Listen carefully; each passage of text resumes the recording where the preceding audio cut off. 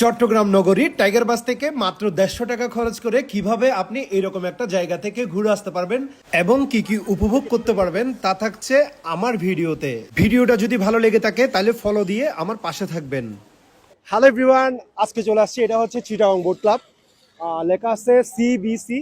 প্রথমত আপনার থেকে চলে আসতে হবে চট্টগ্রাম নগরীর টাইগার পাস এলাকায়। দেখবেন অনেক বাস যাচ্ছে যেগুলো কিনা পতেঙ্গা যাবে।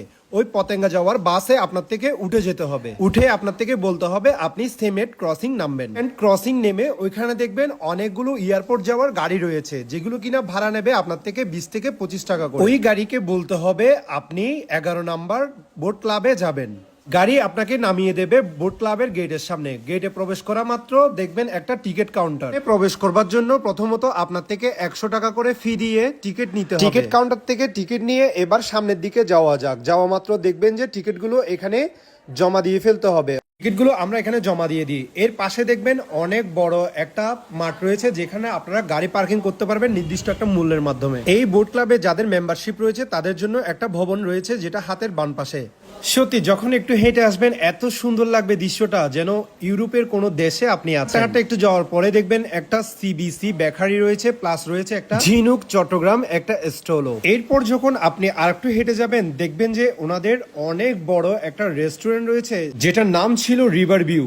একটা রেস্টুরেন্ট ছিল সেটা হচ্ছে বিবিকিউ এন্ড গ্রিল, যেখানে আপনারা গ্রিল এবং বারবিকিউ রেস্টুরেন্টে বসে খেতে পারবেন একদম খোলা আকাশের নিচে। এগুলো ছিল রেস্টুরেন্টের চেয়ার টেবিল, প্লাস হচ্ছে আমরা এমন টাইমে গিয়েছিলাম তখন বৃষ্টি পড়ছিল যার কারণে সবগুলো সাজাচ্ছিল। টাইমটা ছিল 3টা থেকে প্রায় 4টার দিকে আমরা ওখানে পৌঁছেছিলাম। এই 1 ঘন্টা আমরা ভিডিও করছিলাম যার কারণে ওই টাইমটাতে একটু খুবই কম ছিল।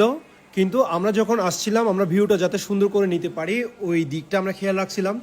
সমুদ্রের পাড়ে দাঁড়িয়ে এত সুন্দর সুন্দর জাহাজ দেখার ফিল, প্লাস হচ্ছে হালকা হালকা বাতাস আপনার মনটা এত মুগ্ধকর করবে। আপনার এখানে আসলে এখান থেকে যেতেও ইচ্ছে করবে না এই দৃশ্যগুলো দেখলে।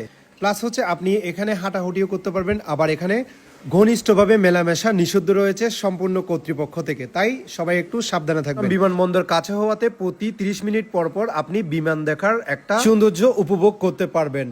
আর এখানে আপনি যদি বাচ্চা নিয়ে আসেন আপনার থেকে চিন্তা করতে হবে না, আপনার বাচ্চা এত পরিমাণ হ্যাপি থাকবে। কারণ এখানে বাচ্চাদের জন্য রয়েছে স্কুল বাস থেকে শুরু করে দোলনা থেকে শুরু করে এভরিথিং, যেগুলো আপনিও বসে এখানে ফিল নিতে পারবেন প্লাস উপভোগ করতে পারবেন। উপকার টাকা পয়সার ঝামেলা ছাড়াই এগুলোর মধ্যে আপনার বাচ্চাকে চড়াইতে পারবেন।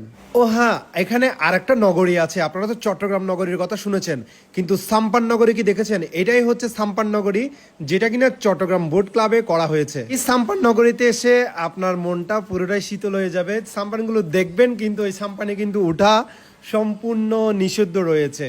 সো ঘুরে ঘুরে দেখতে পারবেন, দৃশ্যগুলো অনেক সুন্দর। আপনি চাইলে এখানের পাশে দাঁড়িয়ে দাঁড়িয়ে ছবি তুলতে পারবেন। এখানে কিছু ভাইয়ারা ছবিও তুলছিল, প্লাস আমরাও অনেক ছবি তুলছিলাম। সত্যি অনেক সুন্দর ছিল দৃশ্যগুলো।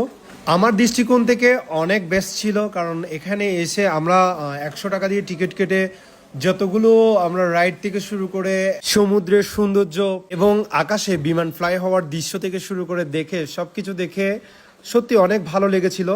আপনারাও চাইলে আসতে পারবেন চিটাগং বোট ক্লাব।